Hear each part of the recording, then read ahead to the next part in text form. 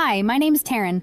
I was 9 years old the morning my parents told me I was a curse. Not in anger, not in whispers, but clear, deliberate words I was never meant to survive. Hours later, they left me on a stranger's doorstep with nothing but a backpack and a stuffed rabbit I hid out of shame.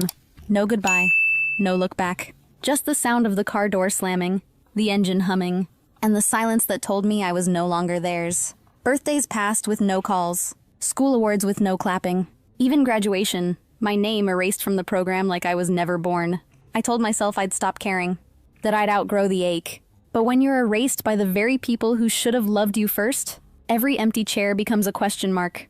Do I even exist if they refuse to see me? 21 years later, they returned. Not for forgiveness, not for reconciliation. They came with lawyers and letters, asking for money, as if I was an account they'd forgotten to close. But the truth is, their betrayal didn't begin at the doorstep. It started long before, with every quiet dismissal, and every rewrite of what really happened. So why did they come back now? And what do you do when the family that abandoned you wants a share of the success they swore you'd never have? This is the part of my story they never thought I'd tell. After that night, silence became my shadow. It followed me into classrooms, into holidays, into every corner where a child should have felt safe. I still brought home A's, still raised my hand politely, but now there was always an empty chair with my name on it. At spelling bees, kids' parents clapped and whistled. When I won, there was no cheer, just a ribbon pressed into my hand, and a photographer asking, "Can we get a picture with your parents?" I'd nod toward the space beside me. They couldn't make it. The lie grew easier each time, but I didn't stop trying. I kept writing cards, birthday wishes, little notes. "Hi, Mom. I hope you're okay. I miss you." I slipped them into the blue mailbox by Lenora's door. I thought maybe the act of writing would reach them somehow. One afternoon, Lenora stopped me. She held a stack of envelopes in her hands, my handwriting on every one. "Sweetheart," she whispered, "they've all come back. Return to sender." That night, I lined the envelopes on my floor like soldiers who had marched out and come home wounded, some smeared by rain. One still glittered with a sticker I'd added in hope. I didn't cry. I just understood. Even my drawings weren't safe. Once I showed my mom a picture of our family, smiling stick figures under a crooked sun. She ripped it down the middle. "No more nonsense, that's not our reality."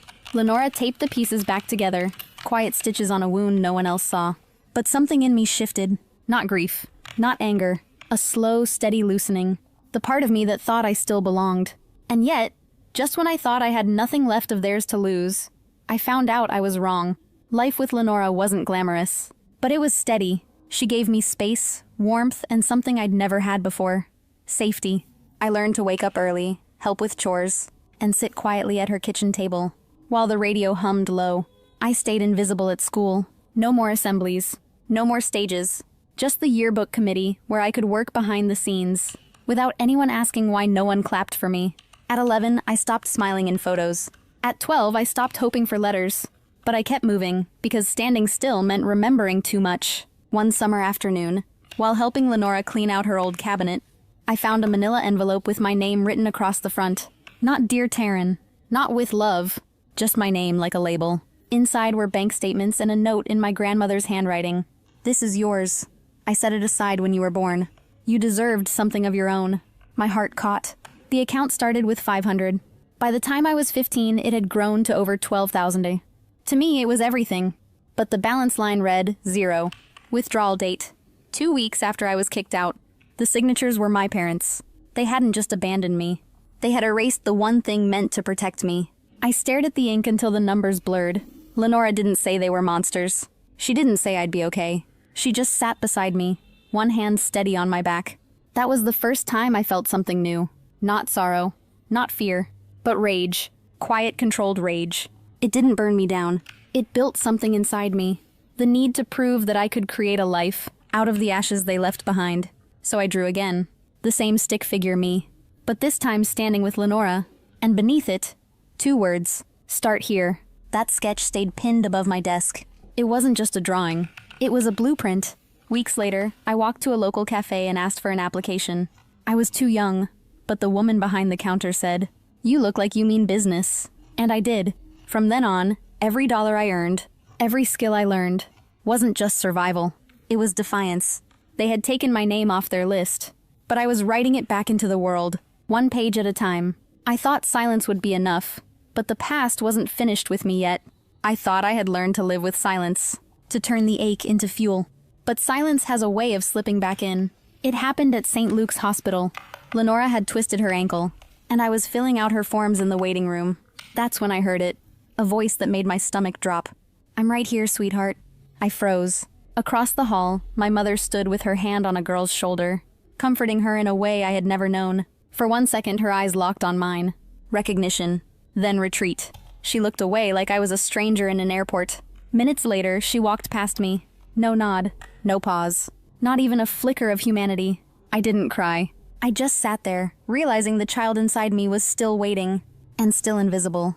Days later, my phone buzzed. A text from Elizabeth, my younger sister. "Hey, I saw you at the hospital.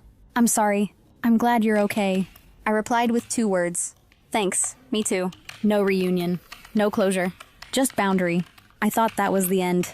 But the past had other plans. A cream-colored envelope arrived, stamped with a law firm's logo. Inside was a letter, a request for financial support, to cover my younger brother's college tuition. The words were polished, professional, but the entitlement screamed louder than any courtroom.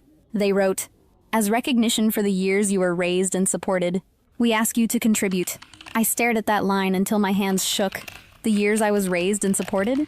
Those years ended with a backpack on a doorstep, with a car pulling away. With silence that lasted decades. It wasn't the money that cut deepest. It was the rewrite. The attempt to erase what had really happened, and replace it with a version where they were the heroes. Then came the email from Uncle Gordon.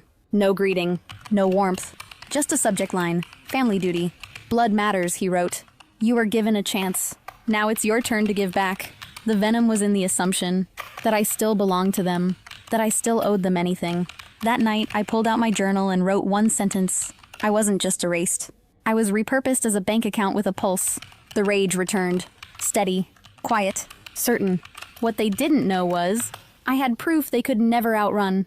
The letter didn't break me. It armed me. 2 weeks later, another package arrived. No return label, just a scribbled note. "Found this in the garage. Thought it might be yours." Inside was a dusty VHS tape. I borrowed a converter from a coworker and pressed play. The screen flickered. There I was, 9 years old, clutching a backpack too heavy for my frame. The timestamp read April 3rd, 2004. My father's voice was clear. "You don't live here anymore." Then the slam of a car door, the crunch of tires on gravel, and me, silent, blinking, trying to understand a world that had just closed its door. I sat frozen, hands trembling, realizing the past had left receipts. With Lenora's help, I gathered everything. The VHS, the bank records they drained, the school letters erasing my name, and now their fresh demands for money. My lawyer, Denise, reviewed the files. Her eyes narrowed. "They've just handed us their own noose." We walked into the mediation room downtown. Neutral carpet, untouched pastries, a pitcher of water no one touched. My parents arrived dressed like Sunday service, calm, modest, rehearsed. My mother started soft. "With all you've accomplished, helping your brother wouldn't be difficult."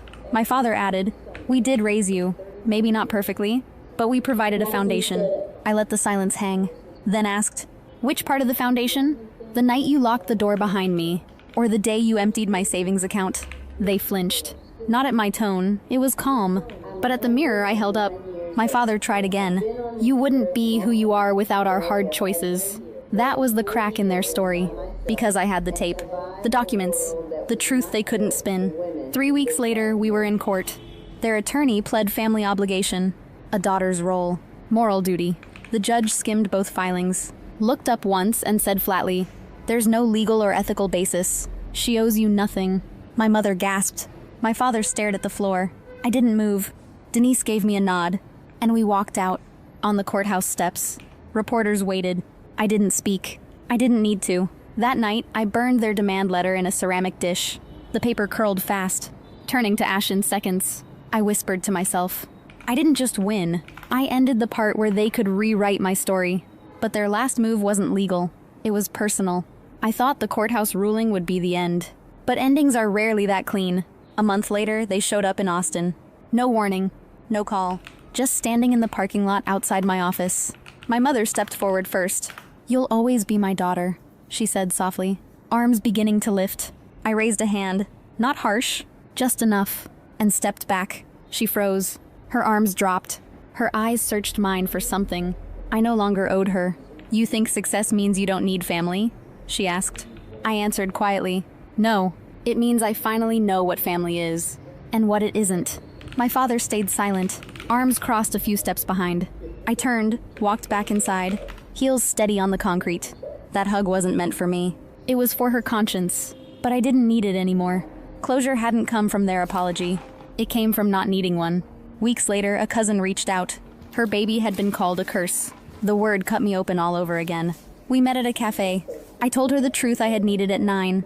The moment you call a child a burden, you break them before life even begins. She nodded through tears.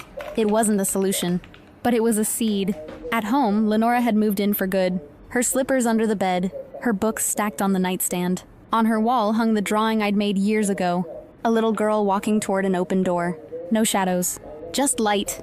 That frame wasn't art, it was survival. A week later, I spoke at a youth gala. Foster kids.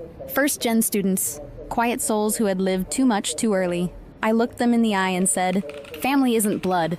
It's the people who walk in, when others write you out." And when I drove home that night, I pulled into my own driveway, dropped my keys in the bowl by the door, and whispered to myself, I was never the curse. I was the chapter they refused to read. But I'm writing the ending now. If you've ever been made to feel like love had to be earned, or that your worth was conditional, hear me now. You are already enough. Your story matters, and your voice deserves to be heard. Have you ever had to walk away from a version of family to protect your peace? Wherever you're watching from, morning coffee or late night quiet, I'd like to hear your story in the comments. And if this one stayed with you, subscribe to join a community that believes strength isn't silence. It's knowing when to speak.